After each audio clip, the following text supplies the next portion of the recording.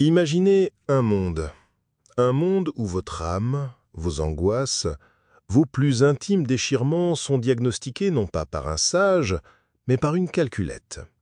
Un monde où la vérité scientifique n'est plus découverte, mais votée. Comme pour une élection de délégués de classe. Ce monde, mes chers amis d'Hécatie, ce n'est pas une dystopie de seconde zone. C'est le nôtre.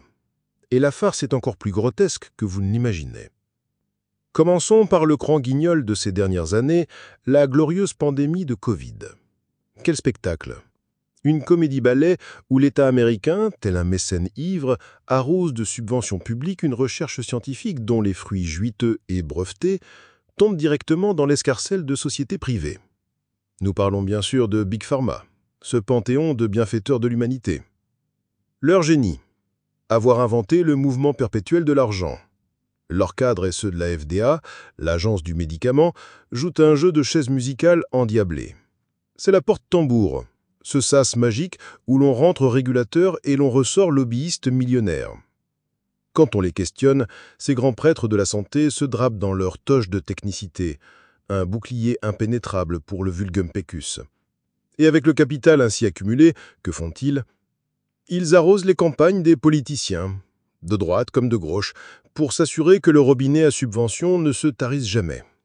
Ils financent une presse servile qui relaie leurs communiqués comme des versets sacrés. Et nous présentent des influenceurs sponsorisés, des bellâtres qui ont lu 2 pages de Cassagrand comme les nouveaux oracles de la science.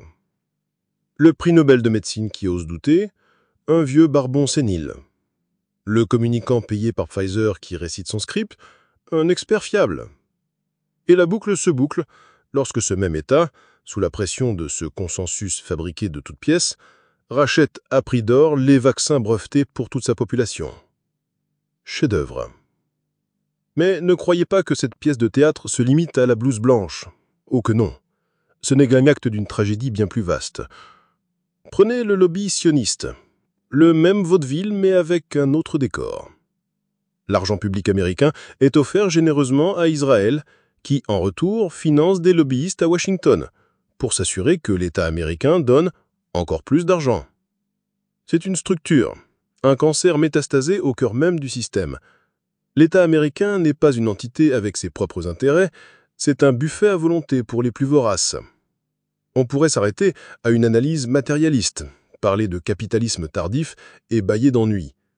Mais c'est en plongeant dans un ouvrage brésilien, Décadence de la psychiatrie occidentale, du docteur Guido Palomba, que la lumière se fait. La racine du mal n'est pas seulement économique, elle est épistémologique.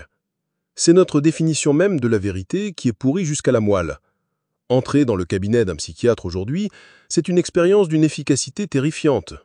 Vous entrez, vous vous asseyez, et en moins de temps qu'il ne faut pour dire « antidépresseur », vous ressortez avec un diagnostic et une ordonnance.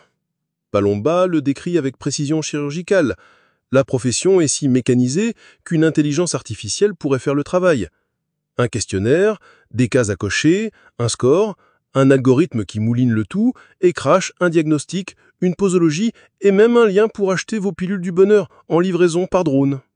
Votre petit ami vous a quitté? Vous êtes triste? Inutile de le dire au médecin. Vous cochez les cases perte d'appétit et trouble du sommeil. Et statistiquement, vous voilà dépressif. La cause? Quelle cause? La causalité, mes amis, a été jetée aux oubliettes, jugée trop archaïque, trop peu rentable.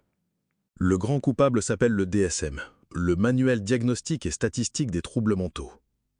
Ce n'est pas un traité de sagesse, c'est un catalogue la redoute de la souffrance mentale, une liste de maladies définie par une liste de symptômes. Pas de théoricien, pas d'école de pensée, pas d'explication, juste une nomenclature, un espéranto pour médecins pressés, créé par un comité de l'Association américaine de psychiatrie qui vote pour décider si la timidité est une phobie sociale ou si le deuil prolongé est un trouble dépressif majeur. C'est de la science par consensus, par démocratie.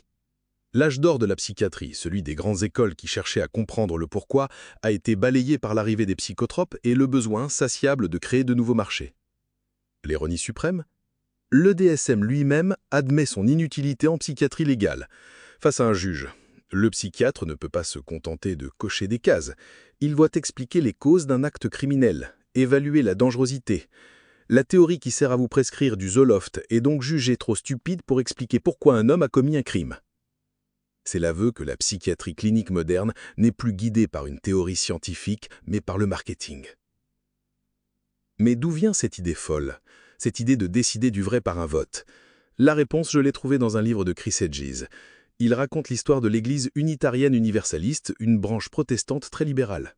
Leurs enfants, tourmentés par leurs camarades, demandaient quel était le credo de leur religion. Les parents, ne sachant que répondre, se sont tournés vers les chefs de l'Église. Et que firent ces derniers? Une enquête scientifique? Une révélation divine? Non. Ils ont fait un sondage.